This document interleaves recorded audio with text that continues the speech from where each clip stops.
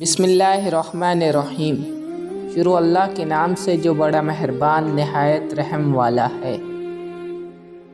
جیسے پھول تھک جاتے ہیں خوشبو بکھیرتے بکھیرتے، ویسے ہی انسان بھی تھک جاتا ہے نبھاتے نبھاتے۔ زندگی کا سب سے اداس لمحہ وہ ہوتا ہے جب کسی ایسے شخص کو اللہ حافظ کہنا پڑے جس کے ساتھ آپ زندگی گزارنا چاہتے ہوں۔ جس کام کو کرنے کی طاقت نہ ہو اسے اپنے ذمے مت لو۔ جو محبت اور محبت کرنے والوں کو ٹھکرا دیتے ہیں، محبت ان سے زندگی بھر کے لیے روٹھ جاتی ہے۔ کسی کے لیے حد سے زیادہ پریشان مت رہو، کیونکہ اگر وہ تمہارے حق میں بہتر ہوگا تو تمہیں ضرور ملے گا۔ محبت پل ہے تمہارے اور دنیا میں موجود ہر چیز کے درمیان۔ قرض سے عاجز شخص کو حضرت علی رضی اللہ تعالیٰ عنہ کا مشورہ۔ ایک شخص نے حضرت علی رضی اللہ تعالیٰ عنہ کی خدمت میں آ کر عرض کی، میں عاجز ہو گیا ہوں اور میری کچھ مدد کریں۔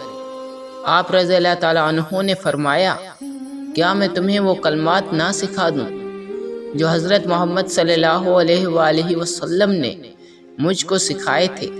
اگر سیر پہاڑ کے برابر بھی تم پر قرض ہوگا تو اللہ پاک تم کو اس سے ادا کرا دے گا۔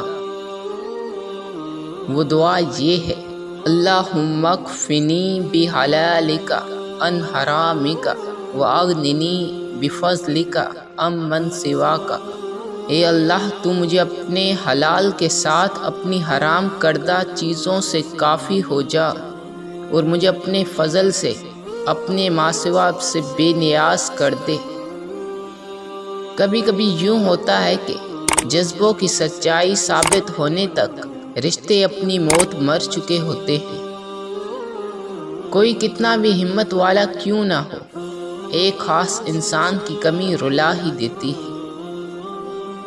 زندگی میں دو چیزیں بہت تکلیفیں دیتی ہیں، ایک جس کے ساتھ محبت نہ ہو اس کے ساتھ رہنا، دوسرا جس سے محبت ہو اس کے بغیر رہنا۔ آپ کا دل ایک سمندر کے برابر ہے، اس کی پوشیدہ گہرائیوں میں خود کو تلاش کر